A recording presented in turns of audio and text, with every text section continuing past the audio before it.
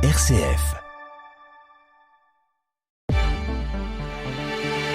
Bonjour Pierruc, bonjour à tous, très bon réveil et très bonne reprise. Merci de nous rejoindre pour votre journal d'information locale en Champagne en ce lundi 6 octobre. Au sommaire, vendredi à l'Épine, Monseigneur Franck Javary a posé la première pierre du pavillon du Parc Saint-Jean, bénissant le chantier et relançant l'appel aux dons pour un projet de 300 000 € dont la fin est prévue en février 2026.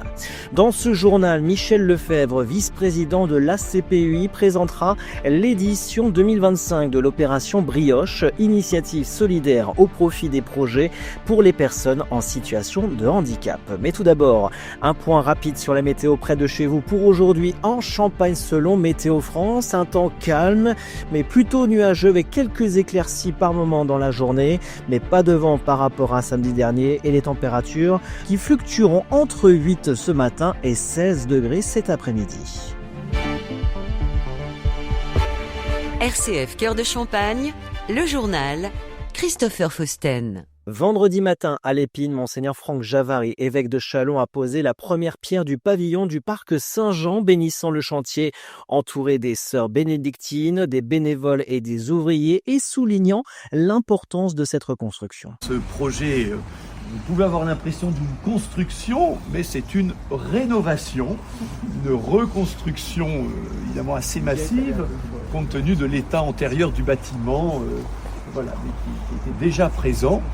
Et cette rénovation-reconstruction va permettre d'avoir d'abord un bâtiment moderne, un bâtiment bien isolé, un bâtiment accueillant, où pourront à la fois se trouver des retraitantes. Il y aura donc deux chambres, dont une accessible pour les personnes à mobilité réduite.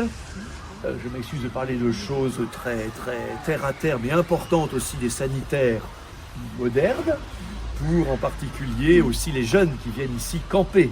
Les scouts, mais aussi des patronages, aussi un point d'eau, enfin tout ce qui permet aussi de bien accueillir. Et puis une pièce commune, et une kitchenette. L'occasion a aussi été donnée à l'évêque de Châlons de relancer l'appel aux dons pour soutenir le financement du chantier. Pour Philippe Guillemin de la commission immobilière de l'association diocésaine, la pose de cette première pierre marque une étape majeure dans le projet.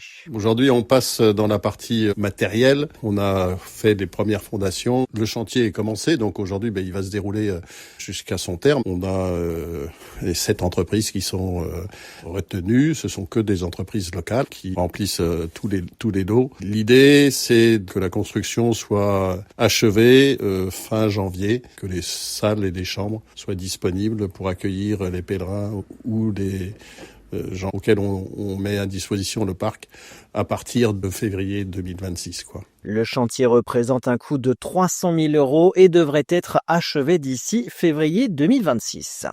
Le lendemain, près de 130 personnes se sont réunies à la salle Odette Prévost de l'Épine pour l'Assemblée diocésaine placée sous le thème « Acteurs d'espérance », une journée de rencontres et d'échanges autour des propositions de la lettre pastorale « Prophète de l'espérance ». Et un mot sur la journée de mardi 7 octobre. Demain, la basilique Notre-Dame de l'Épine célébrera la fête de Notre-Dame du Rosaire, journée de prière dédiée à la paix au Proche-Orient. Au programme, le chapelet itinérant à 10h30 autour des vitraux, suivi d'une messe festive à 11h30. Nous recevons aujourd'hui Michel Lefebvre, vice-président de l'ACPUI, l'association chalonnaise de parents et amis de personnes déficientes intellectuelles et ou autisme. Bonjour Michel Lefebvre. Bonjour à vous. Merci d'être avec nous aujourd'hui dans le studio de RCF. Chaque année, l'ACPUI participe à l'opération Brioche, un événement solidaire visant à soutenir des projets en faveur des personnes en situation de handicap. Nous allons découvrir ensemble pendant quelques minutes les enjeux de cette édition 2025 et les projets rendus possibles grâce à l'opération. Mais tout d'abord, Michel Lefebvre, en quoi consiste concrètement l'opération Brioche et pourquoi cette collecte est essentielle pour la CPUI ? Alors, elle est essentielle pour la CPUI ainsi que pour toutes les autres associations de notre réseau UNAPI, oui. L'Union nationale, qui est la grande organisatrice de cette opération. Pour nous, elle est essentielle parce que, comme depuis le début, on fait ça depuis 2015, on a voulu, outre récolter des fonds, disons à la rencontre du grand public, car on n'était pas très connus. Le handicap, c'est aussi quelque chose qui fait peur. surtout le handicap intellectuel, hein, ça peut poser des fois des problèmes de compréhension. Et c'est aussi, évidemment, pour récolter des fonds pour des projets qui ne peuvent pas être financés par nos financiers officiels que sont l'ARS et le département. Alors de quelle manière l'opération Brioche, vous vous mettez sur le terrain, vous sortez des murs? D'abord, ce sont des bénévoles, oui. Des bénévoles qui sont issus des familles, des personnes porteuses de handicap elles-mêmes, et aussi beaucoup des personnels de l'association, il y a quand même beaucoup de personnes, il y a plus de 300 personnes, plus de 300 salariés, tout le monde est solidaire ce jour-là, se mélange, font pas des heures supplémentaires gratuites, si on peut dire, pour vendre nos brioches, principalement le samedi. Michel Lefebvre, quels sont les projets spécifiques que vous allez pouvoir financer cette année grâce à l'opération Brioche? Alors cette année, il y a eu 3 projets qui ont été retenus sur 5 demandés. La création d'un espace bien-être pour le foyer d'hébergement Antares. Alors, je vous précise, c'est l'ex-foyer Mermoz. C'est une création, si on peut dire, le foyer Antares. L'installation du foyer Mermoz vers le foyer Antares aura lieu ce mois-ci, au mois de novembre.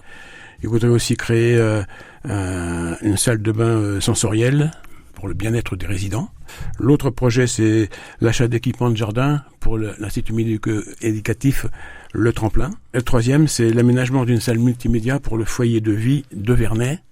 Alors, c'est l'achat d'un vidéoprojecteur et d'un écran principalement. Donc de très beaux projets pour cette année. Le Brioche Truck connaît donc un vrai succès depuis 2 ans. On le disait en introduction, près de 7 000 € récoltés l'année dernière.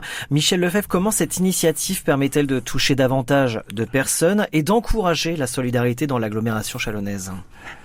C'est compliqué, on se rend compte déjà par la baisse du chiffre d'affaires d'année en année. C'est très difficile de toucher les gens, il faut vraiment s'imposer à eux. Avant le Covid, on arrivait à vendre 4000 brioches. Là, on espère cette année en vendre 3000. Donc on vous souhaite le meilleur pour cette édition 2025 à travers donc cette opération Brioche qui va s'installer tout au long de la semaine et le week-end suivant dans les différents magasins de Châlons-Champagne. Oui. Et il y a aussi quelques opérations qui auront donc lieu pendant la semaine. À partir du mardi, le Brioche Truck sera donc sur le marché de Vertu. Le mercredi, nous aurons des bénévoles dans la galerie de l'hôtel de ville. De Châlons-Champagne. Ouais, de Châlons. Le vendredi, c'est la préparation des commandes dans l'établissement de Vernet. C'est pour les livraisons aux familles. Nous avons aussi une permanence à l'Institut de formation des professionnels de santé. Nous aurons aussi une équipe de vente de brioches. Et le vendredi soir, à Nuisement-sur-Cole, il y aura aussi au marché des producteurs, il y aura aussi une présence d'une équipe pour vendre des brioches. Après, ça sera le samedi dans les grands centres commerciaux comme d'habitude. Merci beaucoup Michel Lefebvre pour ces explications et pour tout le travail réalisé par la CPEI. Rappelons à nos auditeurs que l'opération Brioche se déroule jusqu'au 11 octobre dans plusieurs points de vente et au Brioche Truck dans l'agglomération chalonnaise. Merci Michel Lefebvre. Merci à vous. Et un mot de sport, week-end sans niveau football et basket. Par contre, plutôt le sourire du côté du roller hockey. Les Bombardiers d'Épernay se sont imposés sur le terrain de Pont-de-Metz. 5-2 pour le compte de la 2e journée de Ligue Élite. En basket, défaite de Peuf 86-88 du Champagne Basket sur le parquet de Rouen. Et en Ligue 2, 5e journée, lourde défaite du Stade de Reims à domicile à Auguste Delaune face à Grenoble 4-2. De son côté, l'Estac a ramené le point du match nul du Mans, 2 buts partout. Fin de ce journal, la matinale RCF continue et l'actualité en continue sur les réseaux sociaux de RCF Cœur de Champagne. Très bonne matinée à tous.